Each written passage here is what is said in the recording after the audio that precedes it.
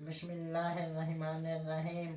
सूली की नजर करो, हमारे नबी के अक़वाल भी जिंदा, अमाल भी जिंदा। कुरान पाक एक किताब है तो नबी की हदीस की तफसीर है।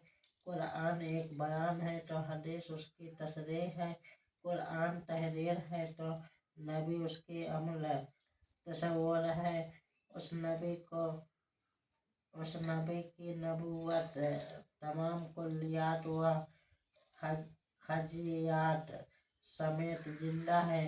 किसी नबी के एक आने के असबाब में एक सबब यह भी होता है कि पहले नबी की शरीयत मिट जाती है, अहकामात खत्म हो जाते हैं, इसलिए शरीयत को भी जिंदा करने के लिए दूसरा नबी आता है। यहाँ शरीयत भी मौजूद है, किताब भी मौजूद है, अहकामात भी मौजूद है।